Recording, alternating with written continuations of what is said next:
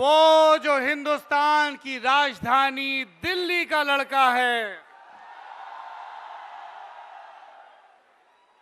वो जिसे चंपी देने के लिए खुद शाहरुख खान मंच पर आते हैं, वो जो सिर्फ कॉमेडी नहीं करता, गाने भी बनाता है, गाने भी सुनाता है, वो जो हिंदुस्तान की हिस्ट्री का हिस्सा है, वो यूट्यूबर जिसने सबसे पहले 10 मिलियन सब्सक्राइबर हासिल किए, साहित्य आज तक के मंच पर मैं आमंत्रित कर रहा हूं भुवन बाम को।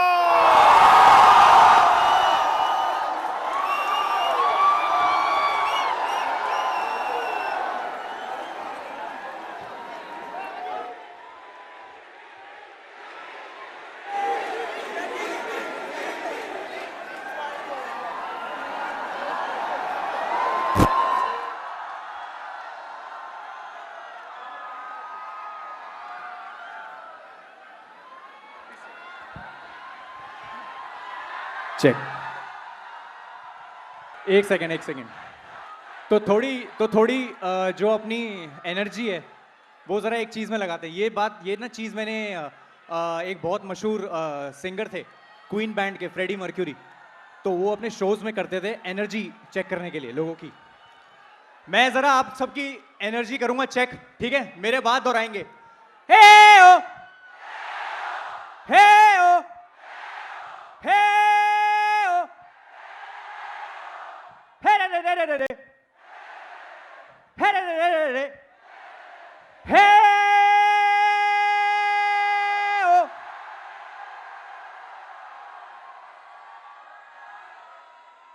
हे ओ, हे ओ। सही। साउंड चेक हो गया। भुवन, इससे पहले कि हम आपके YouTube के अवतार, आपके कॉमेडी के अवतार, आपके गाने, आपकी जिंदगी पर बात करें, कोविड का एक लंबा दौर बीता और उसके बाद साहित्य आज तक का ये मंच जमा, जहां पर हजारों, लाखों, करोड़ों चाहने वाले कुछ सामने और कुछ टीवी के पर्दे के उस पार आपको देख रहे हैं। आप पे ये दौर कैसे बीता? अभी वैनिटी बैंड में हम लोग रफ़ी साहब के गाने का जिक्र कर रहे थे।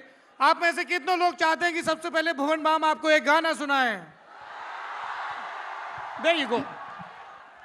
कोविड के बाद खैर सबकी जिंदगी चेंज हो चुकी है कुछ ना कुछ अलग तरीकों से। तो ये गाना मेरे दिल के बहुत करीब है, रफ़ी साहब का गाना है। मैं चाहूंगा कि आप लोग सारे मेरे साथ गुनगुनाएं अगर आपको ये गाना पता है तो। मैं जिंदगी का साथ निभाता चला गया, मैं जिंदगी का साथ निभाता चला गया, हर फिक्र को धुएं में उड़ाता चला गया, हर फिक्र को धुएं में उड़ाता चला गया, मैं जिंदगी का साथ निभा। भुवन, शुरू से शुरू करते हैं जी। हम में से तमाम लोगों के पिटारे में शिकायतें बहुत होती हैं कि साहब हमारे पिताजी ने हमें अच्छे स्कूल में नहीं पढ़वाया, हमारे पास फलाने ब्रांड के जूते नहीं हैं, कपड़े नहीं हैं, वरना हम भी आदमी कमाल के होते। हम सब जानते हैं कि भुवन बाम ने अपने हिस्से का संघर्ष किया है और उनके सीवी में वो सारी मशहूर चीज़ें नहीं आईं मशहूर होने के पहले। मैं चाहता हूं कि आप साहित्य आज तक के मंच से इन नौजवान लड़के लड़कियों को ये बताएं कि जो हमारे हिस्से की बहुत सारी साधारण चीज़ें हैं वही हमें एक दिन असाधारण बनाती हैं। Please tell us about your beginning, Malviya Nagar days.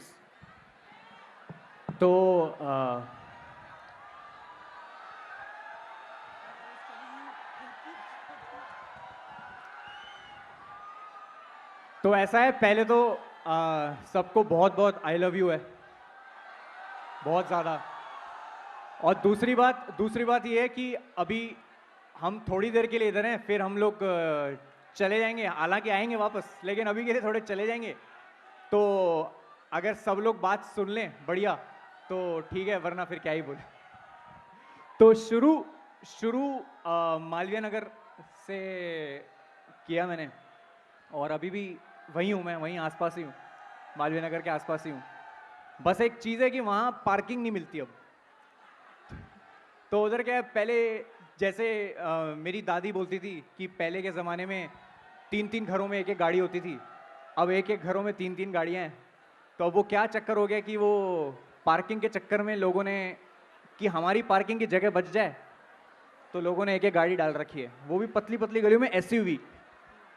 तो वो एक हमारे मालवीय नगर में काफ़ी चेंज हुआ है।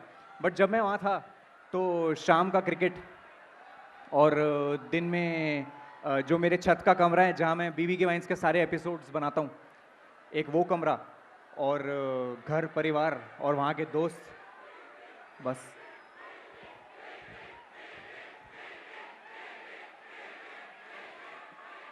अरे बीवी तो ठीक है, आगे की बात तो सुन लो।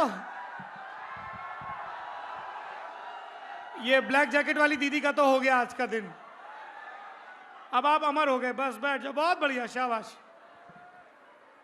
हमने देखा है कि ज्यादातर एंटरटेनर्स मशहूर होने के बाद मुंबई मूव कर जाते हैं, पर आपके केस में ऐसा नहीं हुआ, इसकी वजह क्या रही? यार मुंबई में 100 चीजें होंगी, लेकिन दिल्ली में दिल है। वहां जाता हूं मैं, वहां मैं काम करता हूं और मैं वापस आ जाता हूं, क्योंकि घर इधर है।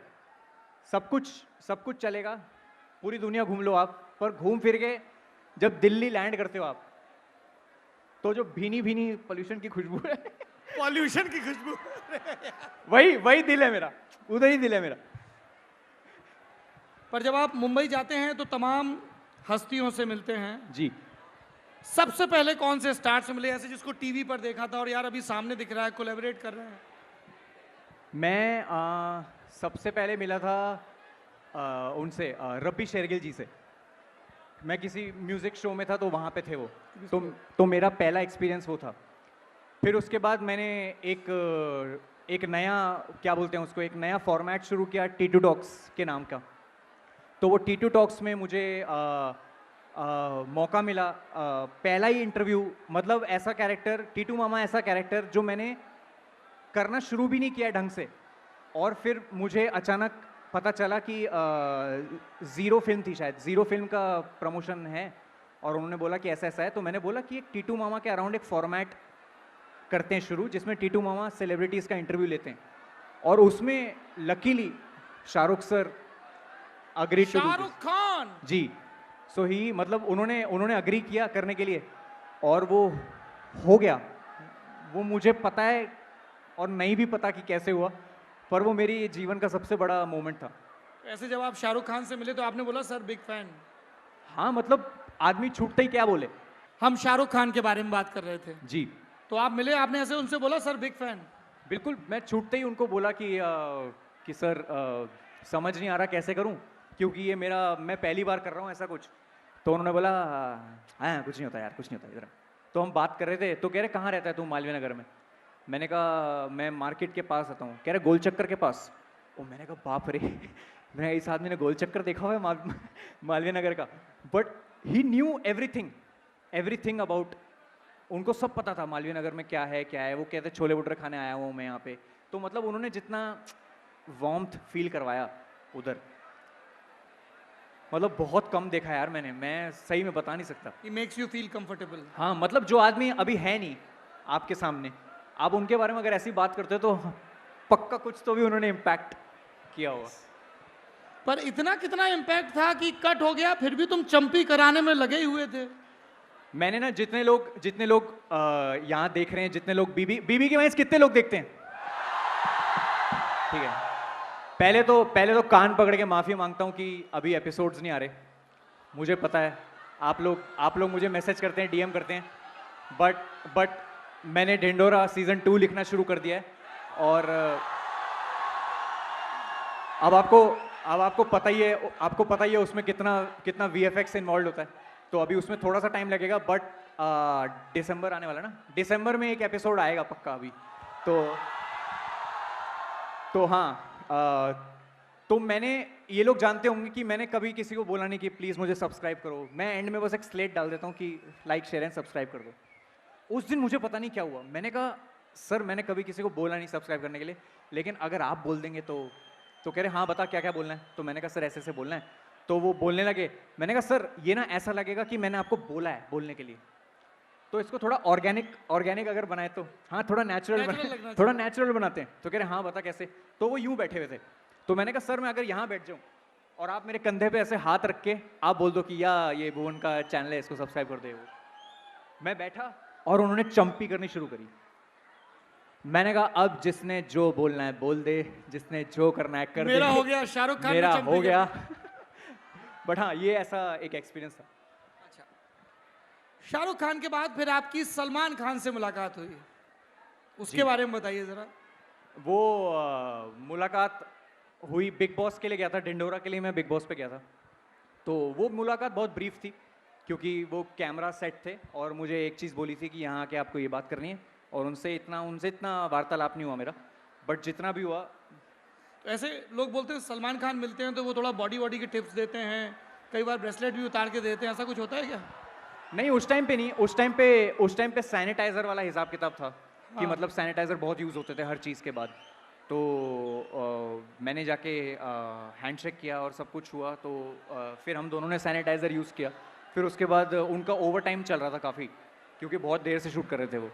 फिर उन्होंने जो डायरेक्टर थे उन्होंने बोला कि आप फटाफट ये करके आप कर दो बस।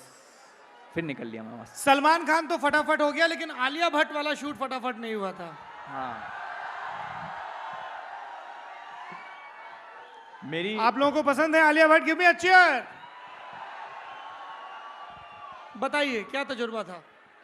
तजुर्बा कुछ नहीं, यूट्यूब फैन फेस्ट का स्टेज था, उस पे हम लोगों ने साथ में परफॉर्म किया था। उन्होंने एक कोई गाना गाया था और वो भी ब्रांड का हिस्सा था मतलब। भाई ये फॉर्मल जवाब नहीं देने हैं, तू हमारा इंसाइडर है इंडस्ट्री में, दिल्ली का लड़का हमने वहां भेजा है, वापस आके बताएगा ये लोग सच्ची मुच्ची में कैसे होते हैं, थोड़ा डिटेल में बताओ। सही होते हैं यार, मतलब हमें थोड़ा इमेज, एक तो क्या है इंटरनेट ने ना सही गलत में एक थिन लाइन वो ब्लर हो गई। अब मैं कुछ भी बोल दूं लोग मान जाएंगे, कोई कुछ भी बोल दे लोग मान जाएंगे। तो वैसा हो गया इंटरनेट। जब आप इनसे सामने से मिलो तो बिल्कुल ही हमारी तरह ही हैं, इनकी हमारी जैसी प्रॉब्लम्स है बट थोड़ी रईसों वाली प्रॉब्लम्स है।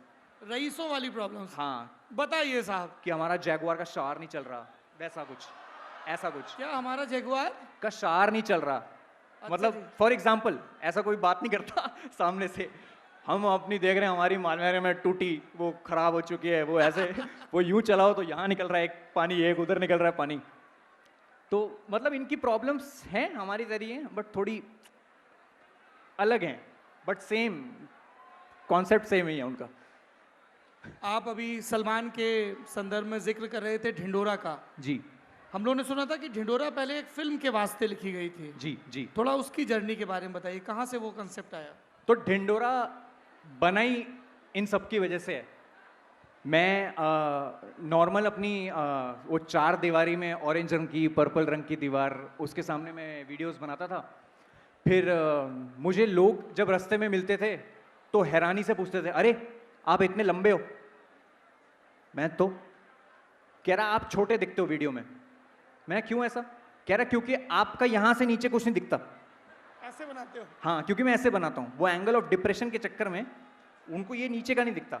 फिर मैंने कहा यार अगर थोड़ा सा दिमाग लगा के अगर शूट किया जाए एक फिल्म स्टाइल में, जिसमें टीटू मामा चलते हुए दिखें, जिसमें बबलू जी चलते हुए दिखें, जिसमें मेरे 10 जो कैरेक्टर मैंने ढिंडोरा में बनाए हैं वो सब के पैर दिखे, तो कैसा रहेगा?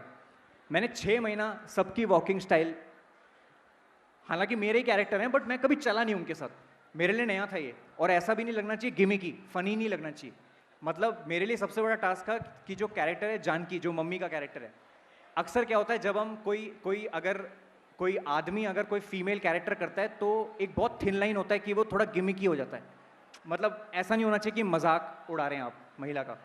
तो मैंने वो वॉक कि वो कैसे लेडी लाइक वॉक आप कर सकते हैं विदाउट मेकिंग इट फनी, उस पे मैंने काम किया। आप हमें करके दिखा सकते हैं, मतलब how did you rehearse lady like walk? तो मम्मी, अब तो वो जानकी मम्मी के साथ एडवांटेज क्या है, उनके ना यहाँ पे हमेशा वो दुपट्टा लगा रहता है और उनकी आंखें ऐसी रहती है, ऐसे उनकी आंखें रहती हैं। तो वो अब क्या करती हैं, अब जैसे बबलू जी हैं, बबलू जी यूं चलते हैं, ऐसे चलते हैं क्योंकि वो सैड हैं लाइफ में, उनको थोड़ा दुख है, जॉब का दुख है। लेकिन मम्मी थोड़ी चबी हैं, तो वो यूं चलती है ऐसे। अब जैसे आप टीटू मामा देख लें, टीटू मामा थोड़े अनिल कपूर इंस्पायर्ड है। क्या बेटा 2 मिनट, तो टीटू मामा यूं चलते हैं ऐसे, थोड़ा टेढ़ा ऐसे, इतना। तो हाँ, ये सारे कैरेक्टर्स हैं जो हमने यहाँ तक देखे थे बस, बट ढिंडोरा में थैंक्स टू दीज गाइस, इनकी वजह से ढिंडोरा में मुझे मौका मिला कि मैं ऐसे इन सब कैरेक्टर्स की लाइव दिखाऊं, ताकि कोई ये ना बोले कि ये सारे कैरेक्टर भुवन करता है प्ले। तो उसमें काफ़ी वक्त लगा। ढिंडोरा में एक कमाल की चीज और हुई भुवन की, आपने तमाम बड़े यूट्यूबर्स को उसके प्रमोशनल सॉन्ग के लिए इकट्ठा हाँ। किया। How did you do that? मतलब ये बड़ा इम्पॉसिबल सा है।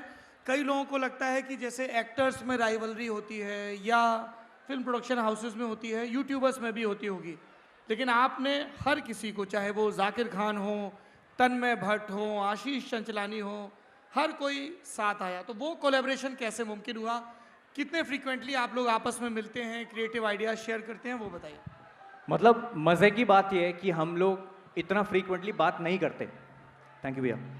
हम लोग फ्रीक्वेंटली इतना बात नहीं करते, पर एक फ़ोन कॉल पे सब लोग अपना बिजी शेड्यूल छोड़ के, कोई इस शहर से, कोई उस शहर से, सब लोग मुंबई आए। मैंने उनको प्रॉमिस किया था कि 1 दिन का शूट रहेगा, और सब आके नाचे।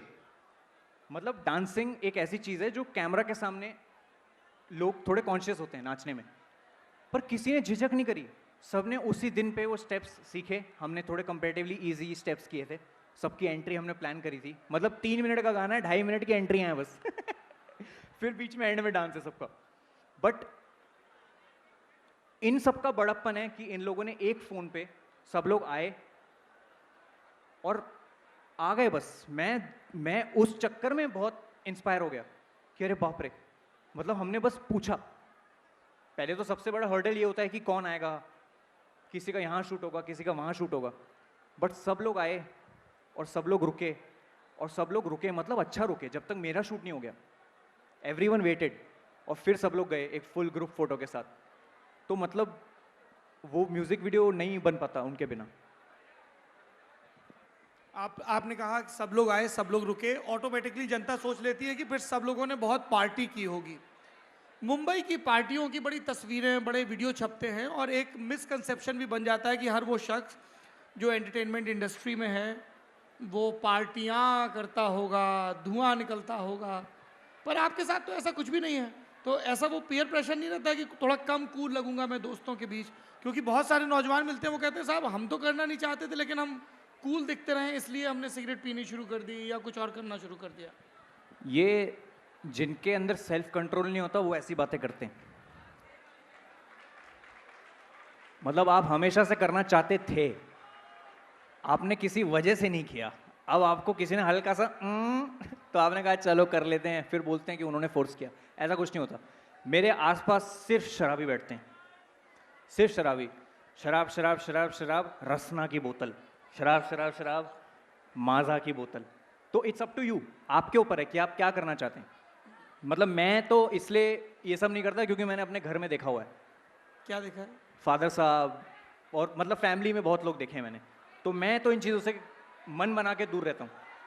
अब मुंबई जाके अगर आप सोच रहे हैं कि यहाँ मैं ये कर लेता हूँ, यहाँ मैं ये कर लेता हूँ, फिर आप, ऐसा नहीं है आप मत करो, आपको अगर करना है आप करो, पर आप उस शहर को, आप वहाँ के लोगों को, आप वहाँ की जो क्या बोलते हैं उसको, वाइसेस को क्या बोलते हैं हिंदी में, कि वाइसेस की मतलब ऐब, इतने ऐब हो जाते हैं वहाँ जाके कि आपको पता है आप वहाँ खुले सांड हो, वहाँ कोई आपको रोकने नहीं वाला। घर वाले तो यहाँ हैं सारे, आप वहाँ अकेले हो, तो आपको लगता है हाँ आज मैं कर लेता हूँ, ठीक है। फिर धीरे धीरे ना आप कंज्यूम करने लगते हो बहुत ज़्यादा, और शायद इसी वजह से एक ऐसा इमेज बना हुआ उस शहर का। वरना वहाँ हैं लोग जो नहीं करते ये सब, जो जाते हैं पार्टीज़ में जाते हैं 9, 9:30, 10 बजे वापस आ जाते हैं। ऐसी जनता भी है वहाँ पे। पर हालांकि अब सोशल मीडिया, जैसे मैंने बोला, जो बाहर आती हैं चीज़ें वो उन्हीं की आती है जो 12 बजे के बाद तक बैठे। भुवन, आप परिवार का जिक्र कर रहे हैं, हम सब जानते हैं आप परिवार के बहुत क्लोज हैं। रिश्तेदारों के कैसे रिएक्शंस आते हैं जब आप उनके ऊपर ये सारे कैरेक्टर्स डेवलप करते हैं? अरे यार, एक जो ये टीटू मामा का कैरेक्टर है, ये मेरे रियल मामा है। मतलब मेरे सच्ची मुच्ची में मामा ऐसे सच्ची, मेरे रियल हूबहू मेरे असली मामा दिखते भी सेम हैं। तो वही मेरे मामा, उनका नाम नहीं लूँगा मैं, मतलब वो वरना फेसबुक पे ऐसी तैसी हो जाएगी उनकी। उन्होंने वो आए थे यूट्यूब फैन फेस्ट मुंबई, तो मेरे ना दोस्त खड़े थे बैक स्टेज, तो मैं मामा से बात कर रहा था, तो मामा कुछ बोल रहे थे, उनको पता नहीं था मेरे मामा है। मेरे पास आए, अबे ये आदमी फुल टीटू मामा की एक्टिंग करता है यार। मैंने भाई एक्टिंग नहीं कर रहा, वही है, वही टीटू मामा है। वही टीटू मामा है। तो मैंने जब टीटू मामा का कैरेक्टर बनाया था तो मैंने उनको बताया नहीं, क्योंकि मुझे लगा कि अगर लोगों ने देखा पसंद किया तो शायद उनको समझ आएगा मामा को कि मैंने उनकी नकल की है। मैंने एपिसोड निकाला टीटू मामा का, फर्स्ट एपिसोड, जिसमें मामा एज अ कैरेक्टर इंट्रोड्यूस होता है। मामा का फोन तो आया। अगर आप जिन लोगों ने नहीं देखा है, हाँ, उनको थोड़ा सा इंट्रोड्यूस भी कर दें वो कैरेक्टर। तो टीटू मामा, जिन्होंने नहीं देखा है तो जिन्होंने नहीं देखा है मैं उनको जरा सा एक सार दे दूं कि टीटू मामा भारत में किसी भी मामा की तरह है। उसको लगता है कि मेरा भांजा सबसे बेस्ट है, बाकी सब बेकार हैं। तो ऐसा है वो टीटू मामा। और मैंने कैरेक्टर किया था टीटू मामा का, और पहला एपिसोड था और हो गया कैरेक्टर। मामा का कॉल आ गया मेरे को शाम को। मैं हाँ मामा, है बेटा ये मैं हूं। मैंने कहा कौन? ये टीटू। मैं हाँ आप ही हो। अरे क्या मस्त क्या बेटा एक एक काम कर, मैं तेरे को और भी किस्से बताता हूँ, वो सारे पेल दे। मैंने हाँ ठीक है। फिर हर महीने मामा का कुछ ना कुछ किस्सा होता था। मामा रहते बड़ौदा में, तो कुछ मैं बड़ौदा में पैदा हुआ हूँ, तो कुछ किस्सा मामा का आता था, तो वहाँ से वो व्हाट्सएप पे लिख के भेजते थे कि बेटा आज ऐसा हुआ, आज इसको इसमें इनकॉर्पोरेट कर दे, ये कर दे, वो कर दे। बट हाँ, ऐसे कैरेक्टर्स आते हैं। बाकी सारे कैरेक्टर्स जितने भी हैं, जैसे दोस्त हैं, समीर है, बनछोड़ दास है, ये सारे कैरेक्टर्स आपके तरह और मेरी तरह हैं। नहीं, दो तीन दोस्त हैं और ये आपस में दोस्तों की तरह हैं। बाकी बबलू जी और जानकी फिक्शनल हैं, और बाकी जितने भी कैरेक्टर हैं वो सारे मेट्रो में देखे हुए मैंने, ट्रैफिक सिग्नल पे देखे हुए हैं, मार्केट्स में देखे हैं, मॉल्स में देखे हैं। तो क्या है, सारा ऑब्जर्वेशन का खेल है। मतलब मैं यहाँ से दो लोगों का ट्रेट उठाऊंगा, मैं यहाँ से दो लोगों का ट्रेट उठाऊंगा, उधर से दो लोगों का ट्रेट उठा के मिक्स करके कैरेक्टर बन जाएगा। और ऑलवेज इट्स, मतलब ऐसा नहीं है कि हर बार कैरेक्टर अच्छा होता है। कई बार आपको लगता है नहीं मज़ा नहीं आएगा, आपको खुद पता होता है कि इसमें मज़ा नहीं आएगा, बट ऑब्जर्वेशन का ही है सारा गेम। मामा का किरदार बनाया, मम्मी की क्या रिएक्शन थे? बहुत खुश, कहती बिल्कुल एग्जैक्ट कॉपी किया है। मैंने कहा हाँ ऐसी यही है। मैंने कहा यही है, क्योंकि उनसे बेहतर कौन जानता। कहती बिल्कुल ये। मैंने कहा और ट्रेड्स बताना। तो कहती जब वो मुस्कुराता है ना तो वो आंखें एकदम ऐसी कर लेता है, छोटी ईविल वाली। तो मैंने कहा हाँ ठीक है। ये सारी चीज़ें मैंने कल्मिनेट करके फिर मुझे ढिंडोरा में मौका मिला और उसको और अच्छा बनाने का। तो वही ये लर्निंग प्रोसेस है, मतलब कच्चा कैरेक्टर वो धीरे धीरे पक्का होता जाता है। भुवन, हम अपने हिस्से की हस्ती बनाते हैं, बहुत मशहूरियत हासिल करते हैं, और उसकी सबसे ज़्यादा खुशी हमसे ज़्यादा हमारे पेरेंट्स को होती है।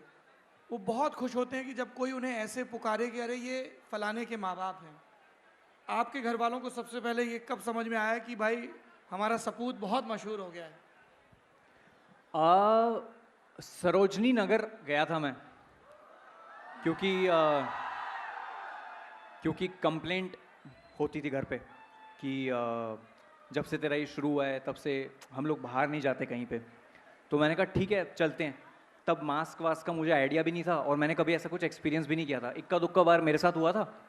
तो मैं गया वहाँ, सरोजनी नगर की एंट्री है, अगर आप लोग वाकिफ़ हैं उस चीज़ से, तो वहाँ जो बैरिकेड वाली एंट्री है वहाँ मैं गया अंदर। और एक इंसान, एक वहाँ पे जो खरीदार थे, उन्होंने देखा, वो आए, उन्होंने पूछा, उन्होंने सेल्फी ली। फिर तब तक कुछ फील नहीं हुआ इन लोगों को। फिर धीरे धीरे क्या हुआ, फिर उनको देख के दूसरा है। फिर वहाँ एक ग्रुप था 10-12 लोगों का, वो सब आए। फिर हवा, बहुत ज़्यादा शोर हो गया उधर और बहुत सारी जनता आ गई। फिर पुलिस भी आ गई और पुलिस को लगा मैंने कुछ किया है। तो पुलिस वाले मेरे को, मैं कुछ ऐसी जैकेट पता नहीं क्या मैंने कुछ पहना था ऐसे, और वो मुझे ऐसे लेके जा रहे थे। उसी टोन में बताइए जिस टोन में दिल्ली के पुलिस के लोग आते हैं। हाँ चल मैं गया, मुझे कोने में ले गए। मैंने कहा अरे मेरे मम्मी पापा उधर हैं। कह रहा कहाँ है? मैंने कहा उधर पीछे। तो उनको बुलाया, मैं वो कह रहे कि क्या देना है? मैं क्या देना है मतलब, क्या देना है इनका? मैं किनका? कह रहे जो पकड़ के रखे तेरे को। मैं देना कुछ नहीं है, मैंने कहा उनको फोटो चाहिए था। क्यों, क्या करता है तू? मैंने कहा मैं ऐसा कुछ वीडियो बनाता हूँ। कौन सा वीडियो बनाता है? मैंने जाने दो ना प्लीज। क्योंकि क्योंकि उस टाइम पे किसी को एक्सप्लेन करना कि यूट्यूब क्या है, कि मैं क्या करता हूँ, मतलब अब मैं झूठ भी नहीं, अब मैं झूठ भी नहीं बोल सकता कि मैं एक्टर हूँ, बॉलीवुड में एक्टिंग करता हूँ, क्योंकि फिर खुद की भी सेल्फ एस्टीम पे लगता है कि अरे यार क्या झूठ बोल के निकला आज। बट मैंने बोला सर मैं छोटा मोटा वीडियो बनाता हूँ और ये लोग देखते हैं। वो कह रहे अच्छा अच्छा। फिर पुलिस हमें वहीं से, जहाँ से हम घुसे थे वहीं से यू टर्न लेके पुलिस गाड़ी तक छोड़ने आई। फिर हम गाड़ी में बैठे और हम वापस गए, और मैं वो रियर व्यू उसमें देख रहा था आई को, और ऐसी भीनी भीनी स्माइल के साथ बैठी हुई थी। मैं ठीक है, मैंने कहा ये सही है। आज पूरी दुनिया को दिखता है कि भुवन बाम मशहूर हैं, उन्हें देखने सुनने के लिए हज़ारों लोग जुट जाते हैं, और ये कहा जाता है कि हर इंसान के हिस्से में 15 सेकंड की मशहूरियत आती है। ये अब आपके ऊपर है कि आप उस पर कैसे बिल्ड करते हैं।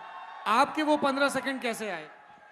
मेरे 15 सेकंड, मैं 15 सेकंड की मशहूरियत पे कभी डिपेंडेंट नहीं रहा। वो I was talking about the first video, first clip you made of 15 seconds and uploaded. नहीं चली ना वो। वो देखी 5 लोगों ने, मेरे घर में 4 लोग थे, और 2 बार तो मैंने ही देखी। तो बन गए वो 5। पर अब क्या है, अब एक 15 सेकंड में वीडियो बनाना, जो कि आजकल रील्स हैं, टिकटॉक है फॉर एग्जांपल, ये भी एक आर्ट है। मतलब मैं घबराता हूँ कि यार 15 सेकंड में किसी को एंटरटेन नहीं कर सकता मैं। मुझे अब क्या है, अब फिल्में भी देखने लगा हूँ मैं, अब सिनेमा भी देखने लगा हूँ मैं, और आसपास जाकिर भैया जैसे लोग हैं जिनसे मैं पूछता हूँ कि मुझे क्या करना चाहिए, क्या करूँ मैं। मतलब लाइफ के कुछ डिसीजंस होते हैं जो आप अपने आसपास के लोगों से पूछते हैं। तो उनसे सीख सीख के मुझे अब आदत लग गई है कि पहले स्टोरी हो, उसको धीरे बिल्ड करें, कैरेक्टर्स को इन्वॉल्व करें, और एक अच्छा सिनेमा टाइप फील दें।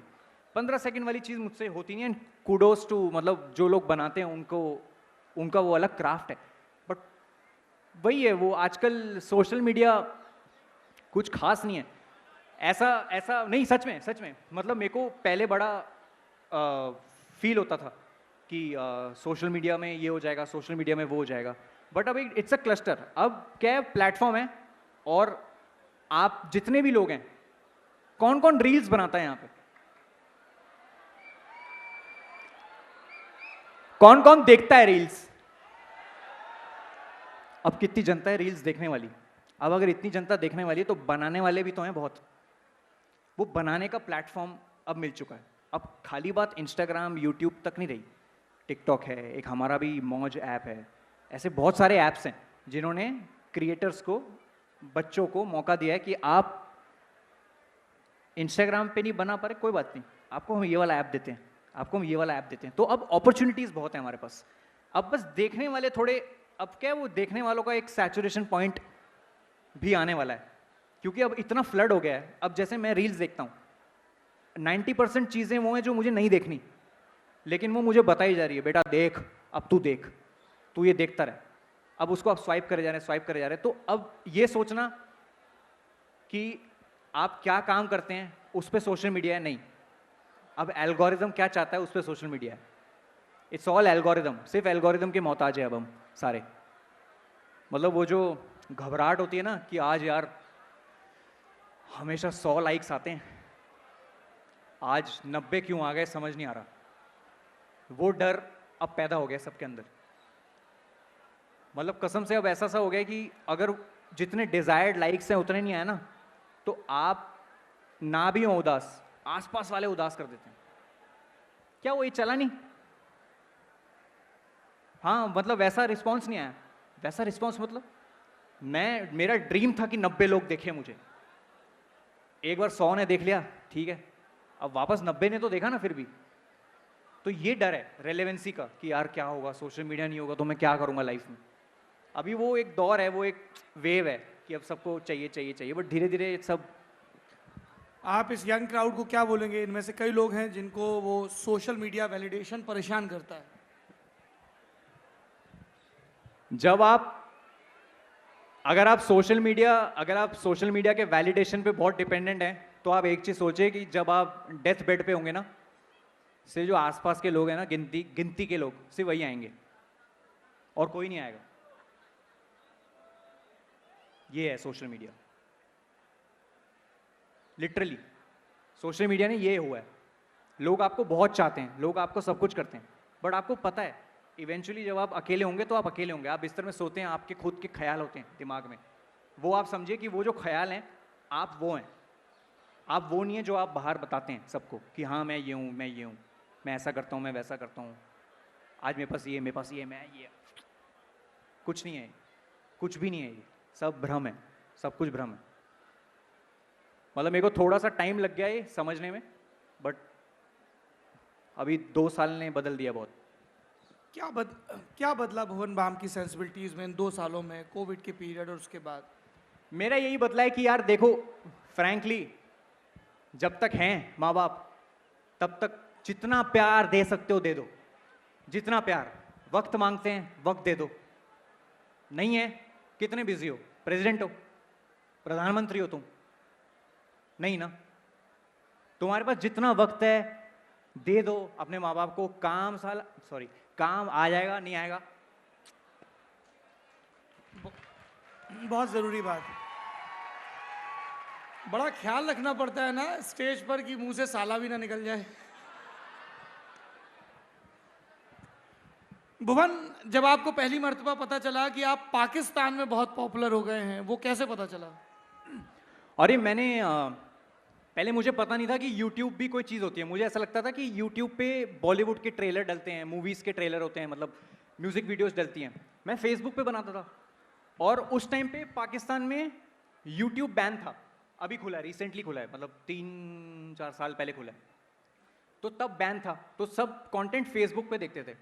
तो मैंने फेसबुक पे एक सीरीज ऑफ वीडियो डाली, तो वो एक वीडियो फेमस हो गई अपना कराची में किसी यूनिवर्सिटी में फेमस हो गई। व्हाट्सएप के थ्रू वहाँ सर्कुलेट हो गई वीडियो।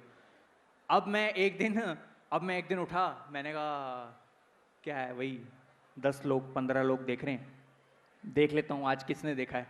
और मैं खोल के देखा 15,000 लोग ने उस पर लाइक किया हुआ था, 15,000 लोग। मैंने कहा जीवन चेंज हो चुका है, अब बन चुके बड़े आदमी, अब बाय टाटा सी यू, थोड़े टाइम बाद मिलते हैं। मैंने कमेंट सेक्शन खोला, रावलपिंडी, इस्लामाबाद, कराची और सारे वहीं से कमेंट। मैंने कहा ये क्या स्कैम है। मैंने कहा मेरे को खाना यहाँ है, मुझे कमाना इधर है। मैंने कहा ये कमेंट क्या आ रहे हैं, स्कैम। और मैं सबकी इतना वेला, मैं सबकी आईडीज में जाके देख रहा हूँ कि ये रियल प्रोफाइल्स हैं या स्पैम है, और सारे रियल। फिर उनकी अब क्या है, अब आप किसी की प्रोफाइल में जाएंगे, मैसेज क्लिक करेंगे तो आपको पता चल जाएगा किसने आपको क्या मैसेज किया है। तो वो मैसेज देखा, मैंने कहा ये तो जेन्युइन मैसेजेस है। फिर मैंने तब हमारी कोई टीम नहीं होती थी फेसबुक की, तब पता नहीं था क्या होता है। तो मैं पर्सनली पूछता था, हाय आई एम भुवन। वो कह रहे हाँ पता है हमें, तू अपनी आईडी से ही पूछ रहा है हमसे। मैं पूछा hi I am Bhuvan, I am from Delhi, आपने मेरा वीडियो कहाँ देखा, कब देखा? तो मैं पूरा सर्वे करता गया, तो फिर पता चला वहाँ किसी यूनिवर्सिटी में वायरल हो गई। अब मुझे समझ नहीं आया कि मैं करूँ क्या, मैं इसको यहाँ कैसे कन्वर्ट करूँ। मैं मालवीय नगर में था, मैं स्कूटी पे, आई ने बोला ये अपना धनिया तेरा डबल टोन्ड दूध ये सब लेके आ, घूम के चक्कर मार के। तो मैं स्कूटी पे जाता था। अब मैं धनिया वाले के पास बैठा हूँ, एक लड़का आया, जनाब आप भुवन? मैं जी। वाकिले तारीफ काम है आपका? मैं जी। कह रहे वाकिले तारीफ? मैं काबिले तारीफ? कह रहे जी। कह रहे कि आप जो काम करते हैं, आपका जो लहजा है आपकी। मैं क्या हो गया भाई? कह रहे आप कराची से नहीं है? मैंने कहा मैं स्कूटी पे धनिया लेने कराची से आऊंगा तेरे लिए। कह रहा फिर कहां से हैं? मैंने 2 गली छोड़ के रहता हूं यार मैं पीछे, गोल चक्कर के पास। है अच्छा, ओ नाइस मीटिंग यू ब्रो। फिर मैंने कहा अबे हाँ, लोगों को तो पता ही नहीं कि मैं दिल्ली से हूं। लोगों के दिमाग में ये परसेप्शन है ना जो सोशल मीडिया पे देखते हैं कि ये यहाँ से वहाँ से। मैंने कहा ये चेंज करना पड़ेगा तुरंत। फिर मैंने लाइन से वीडियोस बनानी शुरू करी, उसमें दिल्ली की बातें हैं, उसमें बीच में सरोजनी नगर डाल दिया, पालिका बाजार डाल दिया, ताकि लोगों को पता चले कि मैं दिल्ली से और हूँ। दिल्ली का तकिया कलाम। हाँ, फिर मैं उसके लिए कैरेक्टर भी लेके आया। तो मतलब किया मैंने बहुत कुछ, बट फिर एक मेरा वीडियो वैलेंटाइन हुतियापा करके एक वीडियो था, वो वो वैलेंटाइन डे पे मैंने रिलीज किया और वो वीडियो इंडिया में काफ़ी शेयर हुआ। फिर धीरे धीरे इंटरव्यूज़ में मैं एम्फेसिस करता गया उस पर, मैं बार बार उस पर रोशनी डालता गया कि हाँ मैं दिल्ली का लड़का हूँ, मैं दिल्ली में रहता हूँ, मैं दिल्ली में रहता हूँ। फिर जाके जनाब मैं कराची से नहीं हूँ। जनाब मैं कराची से नहीं हूँ, मैं दिल्ली से हूँ मैच। तो मैं फिर दिल्ली तो मैंने वो रिलैक्स, आई गॉट इट। तो मैंने वो फिर जानबूझ के उस पर रोशनी डाली कि हाँ मैं दिल्ली से हूँ, तब जाके लोगों को धीरे धीरे पता चला कि हाँ जी ये दिल्ली से हैं। भाई साहब सिलसिला शुरू कराची से हुआ। हम क्रिकेट के मैदान में पाकिस्तान को हराते हैं, जंग के मैदान में हराते हैं। एक जंग तो आपने भी लड़ी पाकिस्तान के एक मशहूर आर्टिस्ट के खिलाफ। ये आपका और उनका क्या सिलसिला है, ज़रा बताइए जनता को। यार बहुत पुरानी, बहुत ही ज़्यादा पुरानी बात है। पर तब खोल के मैं, बता दीजिए दोबारा से। अरे यार ऐसा कुछ नहीं था उसमें। वो ताहिर शाह, पता नहीं आप लोगों को पता ही नहीं पता, वो एक संडे मॉर्निंग लव यू है हाँ वो उनका आई टू आई ऐसा उनका एक गाना था। तो वो मैंने वो लखन जो कैरेक्टर हैं पापा, जो बीवी के में बनछोड़दास के पिताजी हैं उनकी रिंगटोन में वो गाना डाल दिया था। फिर वहां से कॉपीराइट आ गया उधर से। मैं नहीं, ये नहीं हो सकता, वहां से कॉपीराइट नहीं आ सकता। मैंने कहा ये पाकिस्तान से कॉपीराइट नहीं लूंगा मतलब किस बात का कॉपीराइट, मेरे को समझने में टाइम लगा। फिर मैंने मेल लिखा, तब अपने को पता ही नहीं था, कोई टीम नहीं थी यूट्यूब की, कुछ नहीं था। तो मैंने उनको मेल लिखा और वहाँ से उनकी मैनेजमेंट के मैसेजेस कि नहीं नहीं mister Tahir Shah is busy, he can't talk. मैंने, तुम्हारा एक गाना आया अभी और वो एक भी पता है कैसे चल रहा है हमें मत बताओ ये हटवाओ। फिर हटाया नहीं उन्होंने। फिर मैंने एक वीडियो बनाई जिसमें मैंने लोगों को बोला कि प्लीज़ इनको प्यार से समझाएं कि मेरी वीडियो वापस कर दें। फिर वो थोड़ा बहुत हल्ला गुल्ला हुआ, एक हफ्ता चला वो, फिर उसके बाद वो वीडियो आ गई वापस। फिर मैंने अच्छे से तबीयत से एक और वीडियो बनाई उन पर, वो सही हुई। फिर ताहिर शाह के साथ मामला सेटल हो गया। हाँ वो उसी दिन, उसी हफ्ते हो गया था। बहुत उत्सुकता है दर्शकों की ये जानने में कि भुवन आगे और कौन से प्रोजेक्ट्स हैं जिन पर काम कर रहे हैं। फिल्मों में नजर आएंगे? फिल्मों में तो आ सकते एक हैं। दिव्या दत्ता जी के साथ तो हमने जी जो लेजेंड है बाबा हरभजन सिंह का, जी, हिंदुस्तान की फौज से जुड़े हुए हैं, वो कैसे हुआ, जरा उसके बारे में बताइए। आई लव यू टू भाई, आई लव यू टू। तो वो प्लस माइनस एक शॉर्ट फिल्म करी थी मैंने, और उसके अंदर मुझे, मेरा सौभाग्य था कि बाबा हरभजन सिंह जी का मुझे रोल करने का मौका मिला। और मुझे बिल्कुल नहीं पता था कि मैं कुछ कर पाऊँगा ऐसा। मैं, जो उनके डायरेक्टर हैं, उन्होंने ज्योति कपूर दास नाम है उनका, और उन्होंने गुनीत मोंगा जो शिक्षा एंटरटेनमेंट जिनका है, उनसे उन्होंने बोला कि मैं एक ऐसी फिल्म बनाना चाह रही हूँ, शॉर्ट फिल्म, और मुझे ये फिल्म भुवन को सुनानी है। तो हम मिले, लंच पे मिले, तो उन्होंने मुझे वहाँ सुनाई और वन लाइनर सुन के ही मैं गया। मैंने उनके बारे में रिसर्च किया, मैं पढ़ा। मैंने कहा मैम ये कैसे करूँगा मैं? कह रही कुछ नहीं, इट्स अ शॉर्ट फिल्म, आपको बस एक ट्रेन की यात्रा दिखा रहे हैं हम, उसके अंदर हम रिलेशनशिप्स के बारे में बता रहे हैं बहुत सरल तरीके से। मैंने कहा अच्छा। मैंने कहा मेरे सामने मैं किसके साथ, कोई को एक्टर हैं मेरे साथ? तो उन्होंने कहा हाँ दिव्या दत्ता हैं। मैं घबरा गया। मैंने कहा यार ये नहीं कर सकता मैं पहली बार कुछ ऐसा कर रहा हूँ लाइफ में, और वो भी दिव्या दत्ता मैम के सामने, जिनको आप हमेशा देखते हैं बड़े पर्दे पर। उस पूरे दिन शूट पे मेरे हाथ ऐसे ऐसे कांपते थे कि मैं तो आज ख़त्म है, यहीं ख़त्म है, चलो मालवीय नगर वापस बट फिर वो हो गया, वो अच्छा हुआ, वो शूट अच्छा हुआ, वो एडिट अच्छा हुआ, मतलब रिस्पॉन्स अच्छा आया। वो आई बाबा की कृपा से वो उसको फिल्म फेयर अवार्ड भी मिला। तो मतलब, और वो देने वाले भी शाहरुख खान सर थे तो मतलब वो एक फुल साइकिल था जो उस फिल्म ने किया। But apart from all this, मतलब इन सब चीज़ों के अलावा भी एक मेरा ऑनगोइंग प्रोजेक्ट है। आई एम श्योर बहुत लोगों को पता है इसके बारे में, और अभी काफ़ी डिले भी हो गया है। तो ताज़ा खबर नाम है उस शो का, और वो एक ऐसा शो है जो जिसमें आपको मेरे कैरेक्टर्स नहीं दिखेंगे, जिसमें मैंने एक स्टेप और फर्दर, जैसे बीबी के वाइन से मैं ढिंडोरा पे गया, वैसे ही मैं ढिंडोरा से एक स्टेप और एक लीप ऑफ फेथ ले रहा हूँ एज एन एक्टर, जिसमें मैं एक्टिंग कर रहा हूँ। इट्स अ ड्रामा थ्रिलर, थोड़ी बहुत कॉमेडी भी है उसमें, और इट्स अ सीरीज़ जो कि डिज्नी प्लस हॉटस्टार पे आएगी। और अगर सब सही रहा तो वो 7 जनवरी को रिलीज़ होगा मेरी माँ के बर्थडे पे। तो मतलब मैं यही कहना चाहूँगा। मैं, आपको पता है मैं जनरली बिल्कुल बोलता नहीं कुछ भी, बट मैं आज मतलब अगर मेरे को थोड़ा सा इजाज़त हो, प्लीज प्लीज प्लीज। तो मेरे पास एक मौका मिला है मुझे बोलने का कि आप लोगों ने मेरे सपने इतने हद तक सच कर दिए हैं कि अब मेरे और सपने देखने की कोई लिमिट नहीं है।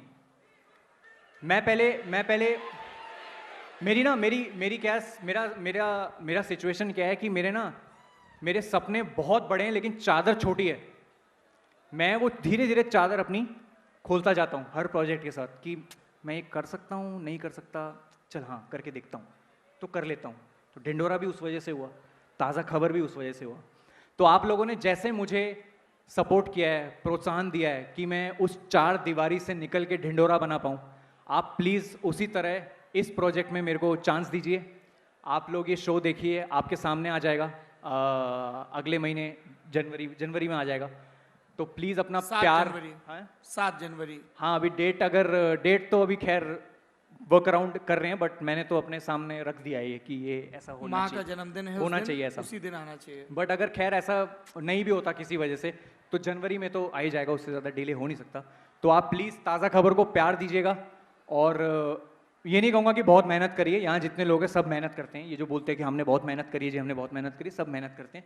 मैं बस ये कह रहा हूँ कि उसमें दिल है मेरा उस प्रोजेक्ट में, और एक डर है कि मैंने उस प्रोजेक्ट के लिए 7 महीना अपना चैनल खाली छोड़ा, क्योंकि मुझे पता था कि वो इतना टाइम कंज्यूमिंग है मेरे लिए कि मैं ये नहीं बना पाऊंगा।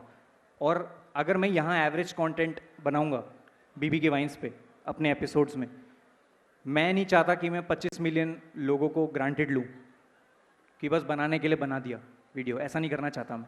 तो मैंने अपना टाइम लिया, अपना ब्रेक लिया, और अभी वो शो आने वाला है जनवरी में। तो मैं चाहता हूँ आप सब लोग देखें, और हाँ अपने परिवार के साथ देखें, क्योंकि ये अलग से नहीं, सच में सच में आप इसको ब्रेकिंग न्यूज, ताजा खबर, भुवन वाम ने फैमिली ऑडियंस के लिए शो बनाया है शायद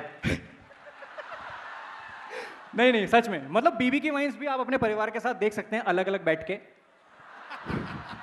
ईयरफोन्स लगा। बट हाँ, ये शो मैं चाहता हूं कि ज्यादा कुछ नहीं कहूंगा, आपने मुझे इतना मौका दिया है, ये एक मौका देखिए बस। भुवन, हम साहित्य आज तक के मंच से आपको ये शुभकामनाएं देते हैं कि आप लगातार कला के क्षेत्र में मुकाम हासिल करें, अपने हिस्से की और दुनिया के हिस्से की कहानियां बयान करते रहें। आखिरी में आप में से कितने लोग चाहते हैं कि भुवन बाम कोई अपना गाना सुनाए? तेरी मेरी कहानी, ये मेरा पहला गाना था, और ये गाना मैं आई एम श्योर पता नहीं कितने लोगों ने सुना है गाना। सारे साथ में जाएंगे या थोड़ा बीट देंगे मुझे, ठीक है? 1 2 3 4 1 2 3। आसमां के रंग देख ही रहा हूं मैं, कभी नीला है कभी लाल है, कभी पीला है कभी नारंगी, कभी सतरंगी कभी बैंगनी। बातों बातों में कर बैठे मुलाकातें, तू ही तो है जिसे ढूंढती है मेरी आंखें। देखो कभी दाएं कभी बाएं, कभी पीछे कभी मेरे आगे। तेरी मेरी तेरी एक कहानी है, बातें कुछ अनकही कुछ बतानी है। शाम सवेरे तुझे ढूंढा मैंने, जाने किस किस गली, तेरी मेरी तेरी बातें पुरानी है। Thank you so much. Thank you so much Bhuvan Bam. Thank you. आप सबका दिन शुभ रहे, आप सबका दिन बढ़िया रहे। जो टू व्हीलर पे आए हैं हेलमेट लगा के जाएं, आगे भी पीछे भी, और जो बीच में बैठे हैं वो रिक्शा करके जाएं। गाड़ी में सीट बेल्टें लगाएं और ध्यान से जाएं। आप आपका घर पे कोई इंतजार कर रहा है, ठीक है? उस हिसाब से जाएं। Thank you so much, I love you, thank you.